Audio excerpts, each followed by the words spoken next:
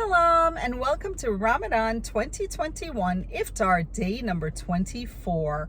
I'm actually sitting outside in the car in front of Sana's school waiting to pick her up, and it's just a beautiful sunshining day outside and I can't wait to see my little girl. I hope that you've enjoyed the previous vlogs that we've done, and I can't wait to continue the rest of Ramadan month with a couple of days that we literally have left. My gorgeous girl, she's coming home from school and she must be so excited because it's Friday. Hi Santa. Hi. How was school? So I'm back home. I spent most of my day planting and preparing for Iftar later. And on our Iftar menu, by the way, we have some shrimp curry and I'm going to make a couple of rotis. And to break our fast, we had some leftover chana from the day before. And I also had some lamb chops that I grilled up really quickly. So these are the climbing roses that I purchased. I thought these were pretty cool. These are some yellow ones and they've already got some buds on them, which are really nice. And I love those. That orange color is fantastic. I can't wait to see when these grow up. I bought 4 of these and these grow about 10 feet tall. So I'm gonna wrap them around the arbor and I think that's gonna be beautiful. Instead of putting my vegetables in the ground this year, I actually decided to put them into pots. So I have these are habanero peppers. That's my cilantro, which has started to grow up really nicely already. These are some different types of eggplants. That's some thyme. That's some more peppers. Those are yellow bell peppers. Here I have some zucchini squash, some more eggplant, and look at this lettuce, how quickly it's grown up. And I love lettuce, so it's a great mesclun mix. And some more peppers. These are not my Guyanese peppers. I actually had my husband pick some of those up for me today. I planted some more pots with the Rios. I think these are super cute. I put some out here as well. I just have my hose out permanently. I feel like it's just annoying to roll it up every time. I also got some of these really cute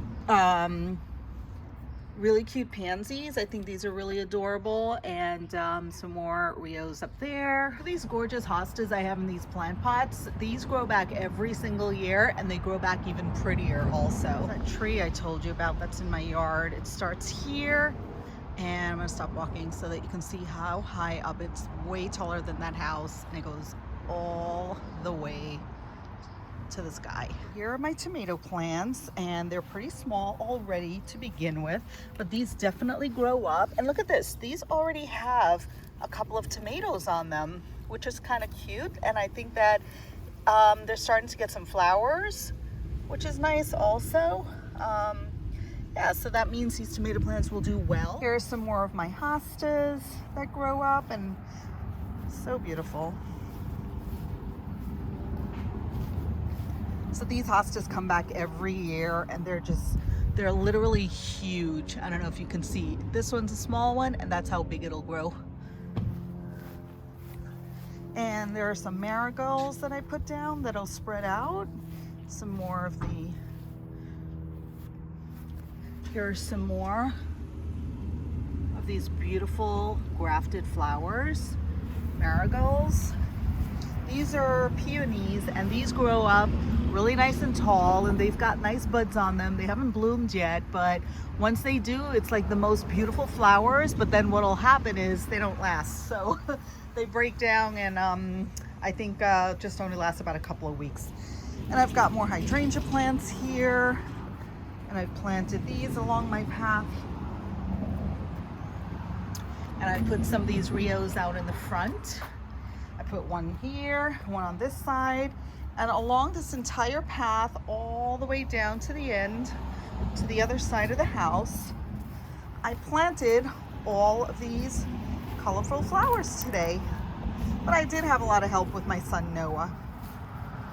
And also these hydrangeas are gonna grow back, and when they grow back, they're like beautiful lavender flowers. More peonies and more Rios. Here's another rose bush that I have here, and this one's doing much better. I don't know if it's because it's more in the sun or what it is, but definitely doing much better. Now that you've had a sneak peek into what my day looked like, let's continue on with the 4 names of the 99 names of Allah. For our first name, Al-Jawad, it means the most generous.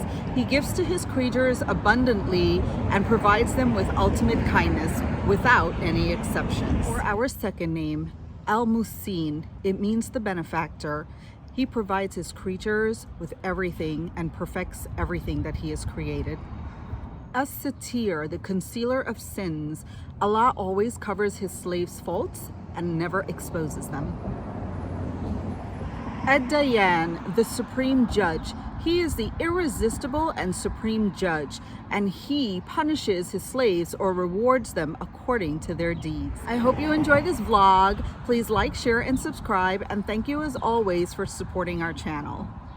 So I'm going to be preparing some oil roti. So I have 2 cups of regular white flour, and I have 2 teaspoons of baking powder and 1/4 teaspoon of salt, and I'm just going to mix these ingredients together. And in here I'm going to add, I have about 2 cups of water, but I don't know if I'm going to use all of it. I just have it just to start to drizzle in the water into here to make a dough for my roti. The dough kind of looks like this, if you will. It's pretty sticky. It's kind of like hard to fall off, right?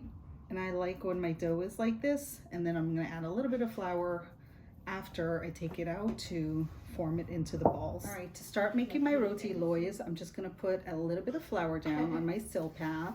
I'm going to flour both of my hands like that. Take my dough out. So my dough has been resting for about a half an hour already. So I'm just going to knead the dough out a little bit more. And as I'm kneading it, notice that I'm sort of like pulling it apart, like stretching it almost, and that's because I'm going to make my loaves off of that.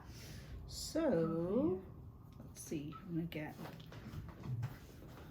1, 2, 3, 4.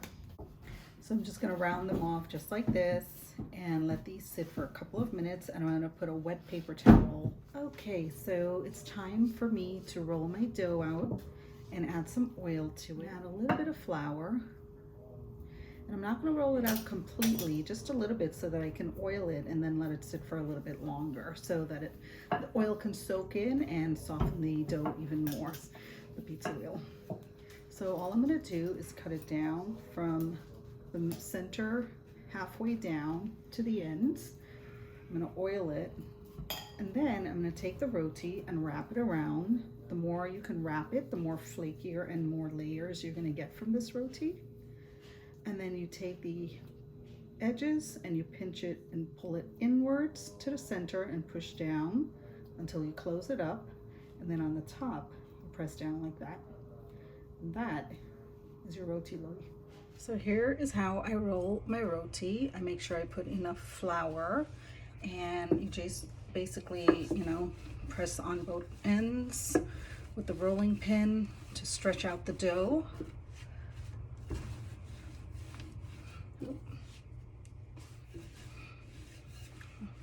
That's a nice round roti. So that's my round roti.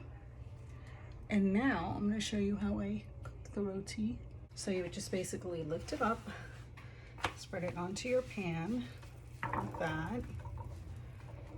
So once it starts to get these air bubbles, then you're going to flip the roti over.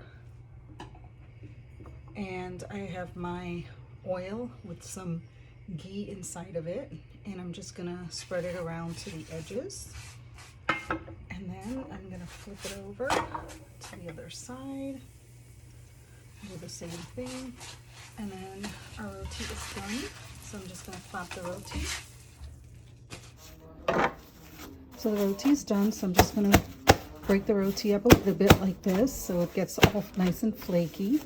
Looks like a bus-up shot almost, but that's it, and the roti is all done. To make my shrimp curry, I have about 1 pound of peeled, deveined, and washed shrimp. This was extra large shrimp, so I cut it up into about 4 pieces, and I seasoned it with some salt and black pepper. And I also have some scallions. I've had a half a medium of chopped onion and about 5 or 6 cloves of garlic that I chopped up. So to make my curry paste, what I'm gonna do is I'm going to add in 2 teaspoons of curry powder, 1 teaspoon of turmeric, 1 teaspoon of masala, and 1 teaspoon of jeera. And that's it, because this is not a lot of shrimp, so you don't really need a lot of curry. And I'm gonna add a little bit of water to this to make it into a paste, and then we're gonna start cooking our curry. So the first thing I do is I'm gonna add about 2 tablespoons of avocado oil. Once your oil is hot, you can go ahead and add in the onions. So my onions are nice and sauteed down, and I'm gonna add in my curry paste.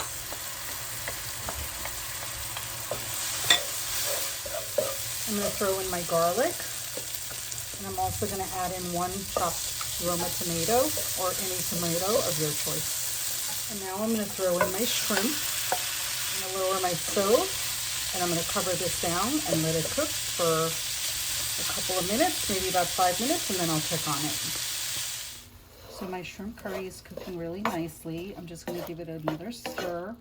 And shrimp doesn't need very long to cook, but I just want to make sure I cook this down really well with the curry, so I'm going to cook it longer than usual. So maybe another 5 minutes or so. I'm going to come back and check this and make sure that those tomatoes melt down a little bit also. Okay, so the shrimp is doing good. I'm going to throw in some pepper. I cut up 1 habanero pepper, and I'm throwing that in. And I'm also going to add in some scallions. I love scallions, but my son doesn't like it, so if he sees it, he won't eat the food. But he won't eat shrimp curry, so I can add my scallions into here. So this shrimp will take about 5 minutes, and I think it'll be perfect. But it smells so good. Yes. So here are my lamb chops. I've seasoned them up with my green seasoning, and I've also added some salt and black pepper to it. And I'm going to put those on this grill, which is at 450 degrees, and I'm going to spray it with some nonstick spray first. So here are the lamb chops. They're grilling away, and they look rather fabulous.